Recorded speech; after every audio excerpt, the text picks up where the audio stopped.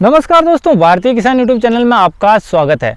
दोस्तों ये देखो आप मेथी की कितनी शानदार ग्रोथ हो रही है और कितनी शानदार शाखाएं हैं। यानी शुरू से ही पौधा ग्रोथ पकड़ रखा है और छोटी उम्र में ही ये पौधा अच्छी तरीके से ग्रोथ पकड़ लेगा यदि अपन वैज्ञानिक तरीके से बुआई करेंगे और वैज्ञानिक तरीके से खेती करेंगे बुआई से अंत तक। और एकदम शानदार बहुत ही अच्छी तरीके से इसमें शाखाएं होगी और फलियां भी बहुत शानदार तरीके से होगी और हर एक पौधे पर इसी प्रकार से शानदार ग्रोथ होगी। दोस्तों इस वीडियो में हम बुआई से अंत तक संपूर्ण खेती मेथी की कैसे करें उसके बारे में चर्चा करेंगे। तो चलिए दोस्तों शुरू करते हैं। दोस्तों अगर बात करें कि मेथी की बुआई कब करें तो अच्छी उपज के लिए दोस्तों 15 अक्टूबर से लेकर 15 नवंबर के बीच में बुआई कर देवें दोस्तों। और दोस्तों जो दक्षिणी भारत है तमिलनाडु केरल साइड में और तो उस साइड में क्या होता है कि दोस्तों खरीफ के मौसम यानी बारिश के मौसम में जो कम पानी वाले इलाके हैं वहाँ पर आप मेथी की खेती कर सकते हो। साथ ही साथ दोस्तों जो क्षारीय मृदाएं होती है उनमें भी आप मेथी को अच्छी तरीके से लगा सकते हो, कोई दिक्कत नहीं होगी दोस्तों, उसमें भी अच्छी उपज प्राप्त कर सकते हो। दोस्तों अगर मेथी की बुआई की दूरी के बारे में बात करें दोस्तों तो लाइन से लाइन की दूरी को 30 सेंटीमीटर के हिसाब से रखनी है और पौधे से पौधे की दूरी दोस्तों 10 सेंटीमीटर के हिसाब से रखनी है। और दोस्तों बीज को 2 से 3 सेंटीमीटर गहरा बोना है, यानी 2 से 3 सेंटीमीटर से ज़्यादा गहरा नहीं बोना है वरना उगने में काफ़ी दिक्कत आ सकती है। दोस्तों अगर बात करें कि मेथी की बीज दर क्या है तो 1 एकड़ यानी 40 आरी या 8 कनाल या दोस्तों 40 बिस्वा या 1 किला जमीन के अंदर 9 से 10 किलो आप प्रति एकड़ के अंदर ले सकते हो। या दोस्तों 1 हेक्टेयर के बारे में बात करें तो उसमें आप 22 से 25 किलो के हिसाब से ले सकते हो। दोस्तों अगर बात करें कि मेथी का बीज उपचार कैसे करें तो हमें पता है कि यह एक दलहन फसल है, तो बीजोपचार के चरण में जो राइजोबियम कल्चर होगा उसका महत्वपूर्ण चरण होगा, उसको करना बहुत ही जरूरी है ताकि खाद उर्वरकों को बचा सके और जड़ों में अच्छी तरीके से ग्रोथ कर सके, ग्रोथियां चल सके। और दोस्तों सबसे पहले बीजोपचार में अपन बीज उपचार करेंगे उसमें फफूंदनाशक से करेंगे, जिससे क्या होगा दोस्तों कि सभी फफूंद रोगों पर टीका लग जाएगा, यानी आने की संभावना बहुत कम हो जाएगी। इसके लिए अपने को अगर जैविक रूप में फफूंदनाशक चाहिए तो ट्राइकोडर्मा विरिडी 1% को 5 से 10 ग्राम प्रति किलो बीज के हिसाब से बीज पर स्प्रे करना है। अगर रासायनिक और कम हानिकारक फफूंदनाशक चाहिए तो उसके लिए अपने को कार्बेंडाजिम 12% प्लस मैनकोजेब 63% नामक फफूंदनाशक को 2 ग्राम प्रति किलो बीज के हिसाब से बीज पर स्प्रे करना है। दोनों में से किसी एक का कर देना है। और दूसरे नंबर पर दोस्तों अगर इंसेक्टिसाइड यानी कीटनाशक सा उपचारित करना चाहो दीमक वगैरह से नियंत्रण के लिए तो उसके लिए आप क्लोरोपाइरिफॉस 20% एसी को 4 ml प्रति किलो बीज के हिसाब से बीज पर स्प्रे करना है। फिर से बीज को छांव में सुखाना आधा घंटा। फिर तीसरे नंबर पर जो सबसे महत्वपूर्ण है, इसको तो आपको करना ही करना है, वो है राइजोबियम कल्चर। तो दोस्तों प्रति 50 किलो बीज पर आपको 250 ml राइजोबियम कल्चर और उसमें 200-250 ग्राम गुड़ का घोल मिलाकर बीज पर स्प्रे करना है। यदि आपके पास बीज की मात्रा कम है 10 किलो बीज पर दोस्तों आप 50 ml राइजोबियम कल्चर और 150 ग्राम गुड़ का घोल ले सकते हो। इसको फिर इसी प्रकार से बीज पर स्प्रे करना है, छांव में सुखाकर फिर से बीज को बो देना है। दोस्तों अगर बात करें कि बुआई से अंत तक खाद उर्वरकों की मात्रा और उनको देने का समय किस प्रकार से है। मेथी एक लेग्यूम फसल है और इससे अपन राइजोबियम से उपचारित करेंगे तो नाइट्रोजन यानी यूरिया वगैरह की आधी मात्रा ही जरूरत होगी दोस्तों। और अगर अपन राइजोबियम कल्चर से उपचारित करेंगे तो ये बहुत ही बड़ा फायदा होगा और करना ही करना है दोस्तों। तो इसके लिए दोस्तों प्रति एकड़ यानी 40 आरी या 8 कनाल या 1 किला जमीन के अंदर 4 से 6 टन गोबर की खाद के साथ ही साथ 15 किलो यूरिया देना है ताकि शुरुआत में अच्छी तरीके से ग्रोथ हो सके दोस्तों। और उसके साथ ही साथ 100 किलो सिंगल सुपर फास्फेट यानी SSP देना है और 14 से 15 किलो म्यूरेट ऑफ पोटाश देना है दोस्तों। और दोस्तों बुआई के 30 दिन बाद और 60 दिन बाद की फसल में सिंचाई के साथ में अपने को 8-10 किलो दोनों बार में यूरिया देना है ताकि अच्छी तरीके से ग्रोथ हो सके और शाखाएं निकल सके और फल फूल भी अच्छी तरीके से निकल सके दोस्तों। ये थोड़ी मात्रा यूरिया की ज़रूरत होती है, हल्की नाइट्रोजन की ज़रूरत होती है दोस्तों, ज़्यादा नहीं देना है क्योंकि ज़्यादातर नाइट्रोजन वो जड़ों में ही बना लेगा। अगर ये नहीं करना चाहते हो, आप बुआई के बाद में यूरिया नहीं देना चाहते हो तो आप NPK 19-19 या 18-18-18 का 6 ग्राम प्रति लीटर पानी के हिसाब से स्प्रे भी कर सकते हो। तो अगर बात करें कि मेथी की फसल में बुआई से अंत तक कब कौन सी सिंचाइयाँ करनी और कितनी सिंचाइयाँ करनी, तो नॉर्मली 4-5 सिंचाइयों की जरूरत होती है बुआई से अंत तक दोस्तों।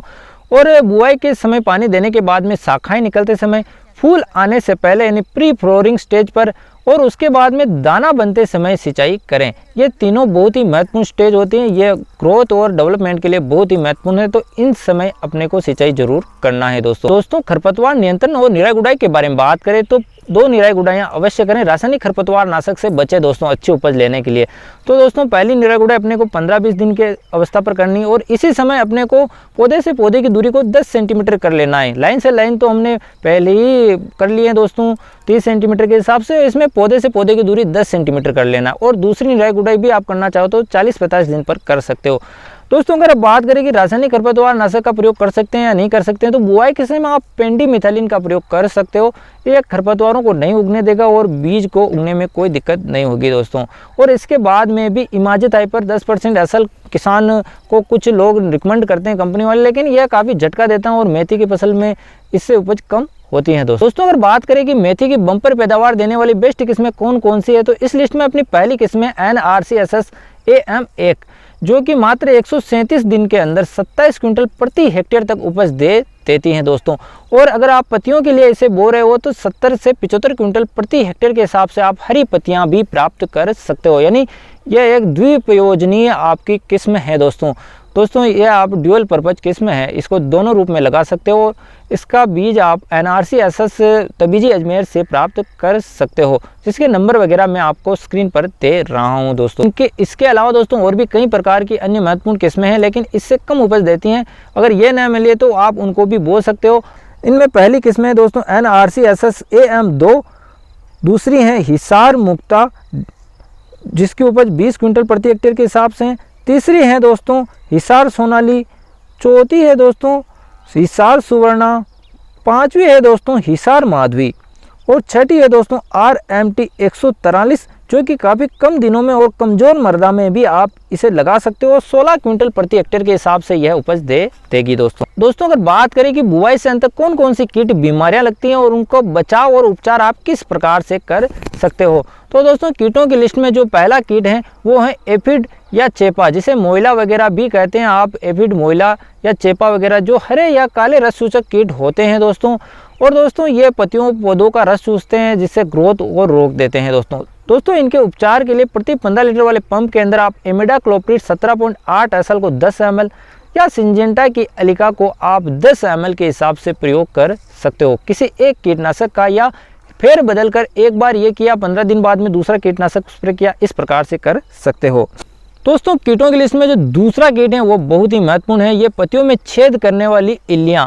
दोस्तों ये काली और हरी इल्लियां होती हैं। दोस्तों यदि इल्लियों की संख्या कम है और छेद कम कर रखे हैं या इनका आक्रमण कम है, तो आप प्रोफेनोसाइपर नामक कीटनाशक का प्रयोग कर सकते हो 2 ml प्रति लीटर पानी के हिसाब से। और इससे थोड़ा ज़्यादा कीट का आक्रमण है, इल्ली का आक्रमण है, तो एमामेक्टिन बेंजोएट 5% SG को 100 ग्राम प्रति एकड़ या प्रति 15 लीटर वाले पंप के अंदर 10 ग्राम के हिसाब से प्रयोग कर सकते हो। और दोस्तों बहुत ही ज़्यादा आक्रमण है रस ये इल्लियों का और बहुत ज़्यादा पत्तियों को खा रखी हैं, इल्लियाँ बहुत ज़्यादा हो रही हैं, तो आप प्रति 15 लीटर वाले पंप के अंदर 6 ml कोराजन वेस्टिकोर या कोस्को का स्प्रे कर सकते हो, या दोस्तों सिंजेंटा की एम्प्लिको को 10 ml के हिसाब से प्रति पंप के हिसाब से स्प्रे कर सकते हो दोस्तों। और 15 दिन में आप इसी का रिपीट स्प्रे भी कर सकते हो। बात करें कि बीमारियां कौन कौन सी लगती हैं, तो फफूंद बीमारी में जो पहली फफूंद बीमारी है दोस्तों वो है चुन्नी लासिता, जिसे पाउडरी मिल्ड्यू के नाम से भी जानते हैं दोस्तों। इसमें पत्तियों, पौधे पर और फलियों पर सफ़ेद चूर्ण साथ दिखाई देता है, जो फफूंद ही होती हैं दोस्तों, फफूंद का चूर्ण होता है। और इसके बचाव के बारे में बात करें दोस्तों, जो आप सिंचाई वगैरह करते हो तो उसमें 80% WDG वाला जो सल्फर आता है उसको आप 10 किलो प्रति एकड़ के हिसाब से ज़मीन में देकर सिंचाई कर सकते हो दोस्तों। इससे क्या होगा कि यह सल्फर तत्व भी मिलेगा, सर्दी से फसल का बचाव होगा और साथ ही साथ ये पाउडरी मिल्ड्यू कम आएगी दोस्तों। या दोस्तों ये पाउडरी मिल्ड्यू रोग आने के बाद में स्प्रे के बारे में बात करें तो प्रति 15 लीटर वाले पंप के अंदर आप सिंजेंटा का स्कोर 10 ml के हिसाब से, या दोस्तों 15 से 20 ml आप टेबुकोनाजोल 25.9%, या दोस्तों प्रति 15 लीटर वाले पंप के अंदर आप 15 ml एजोक्सोस्ट्रोबिन 11% प्लस टेबुकोनाजोल 18.3%, या दोस्तों 15 ml के हिसाब से आप सिंजेंटा का एमिस्टार टॉप भी प्रयोग कर सकते हो। दोस्तों रोगों की लिस्ट में जो दूसरा रोग है वो है डाउनी मिल्ड्यू।